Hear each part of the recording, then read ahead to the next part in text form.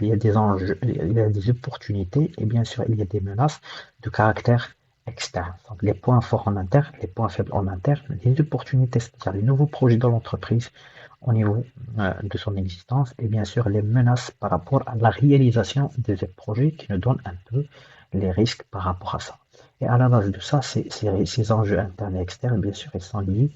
ont besoin des parties intéressées qu'on doit déterminer d'une manière fonctionnelle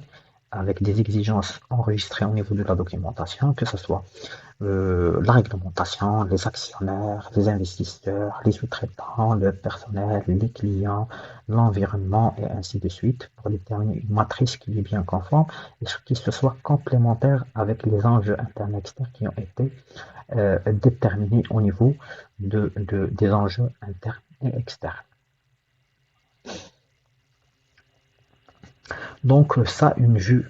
pour ces enjeux internes et externes et les exigences des parties intéressées vont être déployés sur un système de management de l'entreprise, c'est-à-dire sur une organisation, c'est-à-dire comment cette organisation, c'est la cartographie de l'entreprise, des processus, comment on voit les processus bien sûr qui permettent de transformer les exigences des parties intéressées en système, en mécanisme d'évaluation de leur satisfaction. C'est la chaîne opérationnelle, c'est-à-dire tout ce qui est marketing, commercial et ainsi de suite, livraison, social, ça c'est le processus réalisation. Pour ça, ces processus ont besoin des objectifs et des ressources, c'est le processus management. En haut et bien sûr en bas, ça c'est les ressources nécessaires pour atteindre ces objectifs, que ce soit matériel, humain ou information financière et ainsi de suite, qui présente cette maquette de cartographie qui est le 4 1.3. Où est le 1.4, c'est le système mis en place, l'exigence liée à la documentation, l'évaluation des performances et l'amélioration de ces processus décrits au niveau de la cartographie. Donc,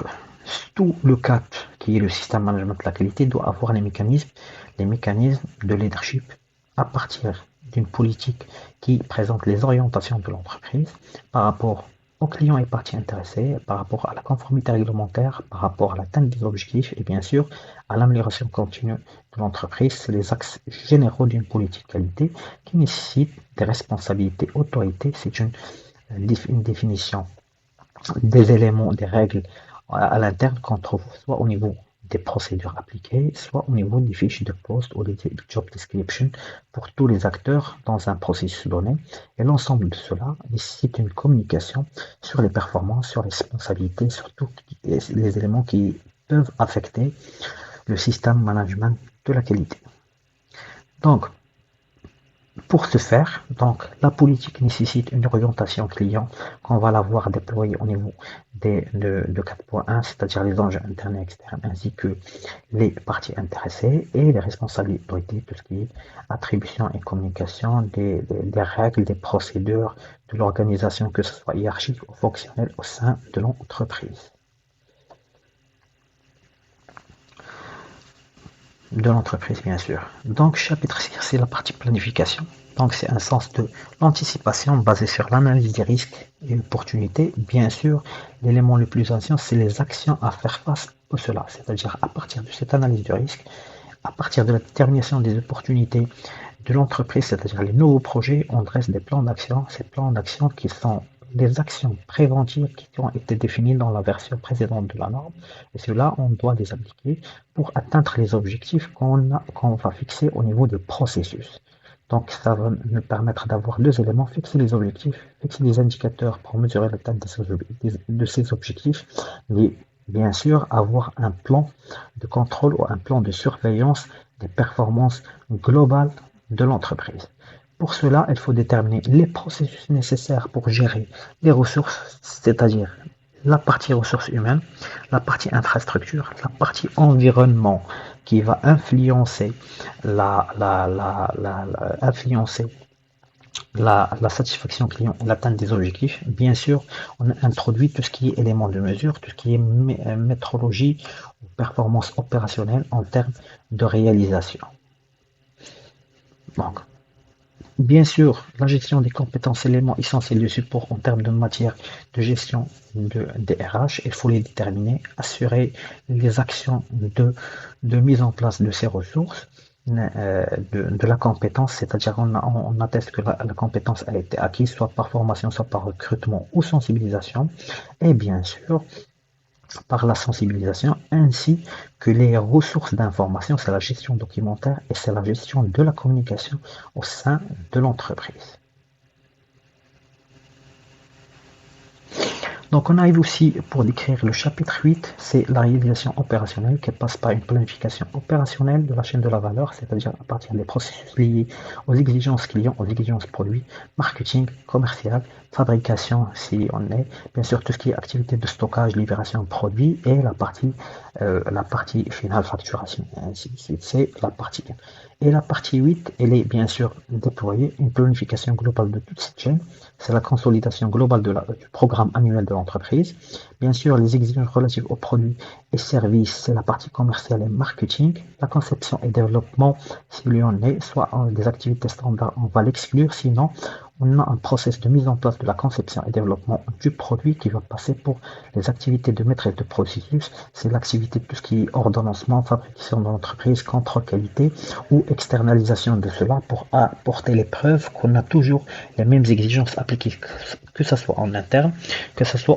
en externe de l'entreprise. Tout ce qui est production et prestation, bien sûr, de services, c'est les activités de service après-vente, mais aussi on accentue sur la libération de produits pour définir les autorités nécessaires pour maîtriser cela. Donc, la libération et l'activité de contrôle et de stockage nous va engendrer ce qu'on appelle les événements exceptionnels, c'est la maîtrise des produits non conformes ou des sorties non conformes, tout au champ de cette chaîne de la valeur, que ce soit à l'achat, en approvisionnement, que ce soit en interne en termes de contrôle des produits en cours de fini, ou soit en termes d'endommagement des produits au niveau de stockage, que ce soit la gestion des produits périmés ou les produits déchets de l'entreprise, comment on va les gérer avec les responsabilités, bien sûr, en termes d'acceptation par dérogation, acceptation par client ou décision de rebuter ou d'éliminer ce produit à partir de la chaîne de l'entreprise. On arrive à la partie évaluation des performances. On a un système, ce qu'on appelle le plan de surveillance, qui va être engendré par tout ce qui est analyse de risque au niveau des processus qu'on a déterminés dans le chapitre 6. Donc, il va nous donner un plan de surveillance de l'entreprise étalé sur trois éléments. La partie surveillance globale de l'entreprise, que ce soit le produit ou les processus par la gestion des audits internes ou par les tableaux de bord, par les audits internes qui va un peu évaluer les performances globales de l'entreprise en termes de processus et procédures déployées, et la revue de direction, qui est le système d'évaluation des performances de l'entreprise, étalé des enjeux internes, de systèmes mis en place, des tableaux de bord, de la gestion des ressources, des prestataires externes, des actions mises en place, de la gestion des produits non conformes, des données des audits, des données de revues de direction qui sont issues des anciens revues de direction au niveau de l'entreprise pour générer ce qu'on appelle un plan global de développement de l'entreprise via un mécanisme qui s'appelle la revue de direction. Et bien sûr, tout cela va générer des plans d'action qui vont être déployés par le chapitre 10, qui est les non-conformités, actions correctives, qu'on déclenche à partir des données de plans de surveillance pour assurer l'amélioration continue, et toute action non-conformité, toute non-conformité détectée doivent nous mettre un système d'amélioration, c'est-à-dire la revue, ce qu'on a fait en termes d'analyse de risque, en définition d'objectifs, définition des enjeux internes et externes, pour permettre toujours la relance de la route dynamique au niveau du système management de la qualité. Merci beaucoup pour votre attention, pour ces minutes que vous avez accordées pour notre vidéo. Si vous avez des suggestions ou des propositions du sujet, proposez-nous sur les commentaires pour faire déclencher notre chaîne. Et je vous invite à voir la partie documentation au niveau de notre site web HSE Tools, qui est très importante par rapport à vos besoins, où vous pouvez trouver une banque documentaire, des documents qui vont vous aider dans votre vie de système management de la qualité. Merci encore une fois.